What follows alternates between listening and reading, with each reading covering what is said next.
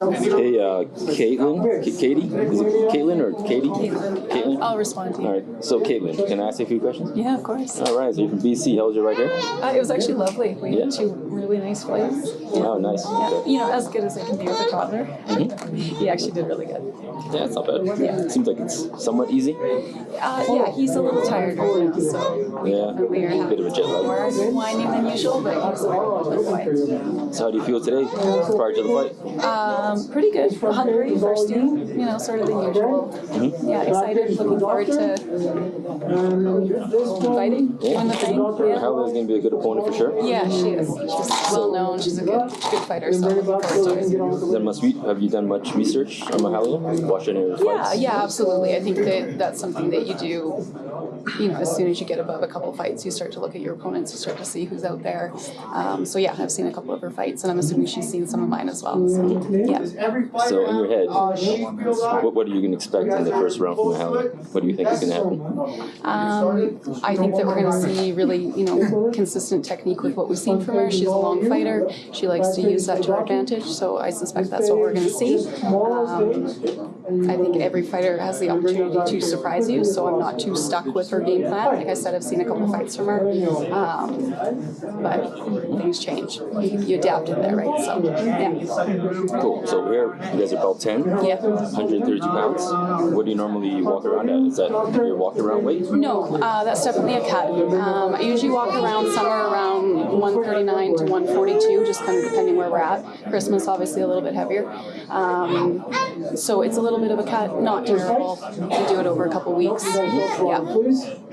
So for your training camp, is that a thing that happens, say, 6 weeks before the fight, or are you always kind of in shape?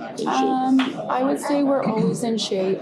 I try to train year-round strength and conditioning, and then we obviously try to hone in once we have an opponent, try to make a game plan. Like I said, you know, you look at your opponents, look at their fights, see what they're up to. Yeah. So I'm curious, you guys are from BC, right? So how'd you guys hook up with you guys in Alberta? Did we? So finding other female fighters in BC is really hard. I have been fighting for a long time, and I've had 4 fights. Whereas in Calgary, you can be fighting for a handful of months and have 4 fights. So I think what happened was I was kind of reaching out to everybody that I knew who kickboxed. And somebody linked me up with Vanessa because she was looking for an opponent. The timing didn't work out great with another one of my fights, but she said, would you like to come out in November? And I said, yeah, I absolutely would. I said, what if we make it for something fun? You know, what if we do a WKA title? And she said, I think we should do that. So I think that's kind of the process of that happened. We sort of were talking about it in the summer and then formalized it in September. And forgive me for not knowing this. It's okay. Do you have any other titles? Yes. Can you name them? So I hold BC AMA lightweight title, which I won in April of this year, and that's the only other one. Okay. Yeah. How was that fight? It was hard. She was a really game opponent. She came from a really reputable gym out east or out west. I was actually a little surprised, honestly. Like it was a hard fight. It was probably my hardest fight. I was very impressed. It was a nice little battle to come away from. I gotta ask. I have kids here, right? So. Just a reminder, you have paperwork out. I need it back before we can do weigh-in. How old's the little guy? Okay. He's 22 months. 22 months. Holy crap. Yeah. So you want to fight in April? So I title in April. I started fighting when he was 3 months old. I returned to fighting when he was 3 months old. I took a ring fight when he was 9 months old. I won a title when he was, oh gosh, math now, 15 months old, I think. 9 months So in April. old. So, based on what I know about, I have 3 kids. After giving birth, how much weight did you gain from that?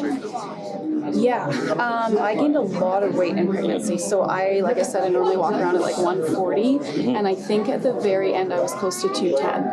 Okay, and you So lost it all in 9 months. I lost it all in about 3 months. 3 months. Yeah, Holy. I worked very hard. Yeah. I made it a really big priority to return to fighting. I have a long-winded, and I will keep it short, tale of not being able to fight due to injury, circumstance, all those sorts of things. And Chris was sort of a bit of a miracle baby, and my husband and I said, let's do this, let's have, our baby, and then let's get back to fighting. So obviously I wouldn't be here without him. I'd like to pan and show his handsome face. And nice haircut. Yeah, his lovely haircut. Yeah, it was a dedicated process for sure. Could you give me a bit of information on what you did to lose that weight? Because that's like the biggest challenge for... I actually hired a nutritionist, and I would love to plug him right now. So if you want to tag him, I do. James Nichol Nutrition. He's on Instagram. I had always done my nutrition myself, and I made the decision because I still wanted to breastfeed. I wanted to lose all this weight. I wanted to get back to fighting as soon as I could. That I would hire a nutritionist, and it was the best decision I've ever made. I've never been fitter. I've never been more explosive. More ready to fight. I'm still breastfeeding. For anybody that really wants that information, I probably will at the fight, right? So, how many mothers can say at 2 years post they're still breastfeeding, they're cutting weight for fights, they're fighting competitively, and I put a big onus on my nutritionist.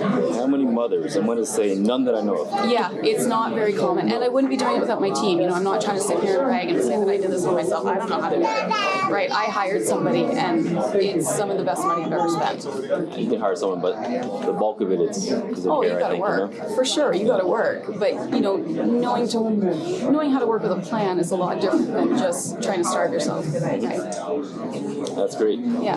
Looking forward to the fight. Yeah, me too. I'm gonna record it. I'm gonna do some highlights. Yeah. Well, and I'm happy. Like, if you think of more questions and you want to talk, like, I'll be there tomorrow, right? Like, I try to chat like when you guys are warming up. Yeah. In the warm-up, I walk around and just try to get people's. That's awesome. Yeah, and I'll piece it all together in the end, right? Well, and I think it's really important for other women, whether they're mothers or not, to see that they can still have their goals, they can still have their dreams and their lives, regardless of whether they choose to have children or not. I thought my fighting career could be done by having a child, and it's been the opposite. It's been so enriched by having my baby. So I recognize that's not for everybody, and I'm not trying to put that on anyone, but it is doable if you want it. Oh, definitely. I think it's after kids, so I think it's fine to have And kids. I think 3 is a lot more than 1. Like there are very varying degrees. Okay, I'm going to call some names out. I need to see your fighter's license. 2 is the best number. Receipt. And if Then you're not overrun. I 100% apologize. Well, thank you for that. I'm gonna Carlo, post that a little bit of today. Please. Cedric.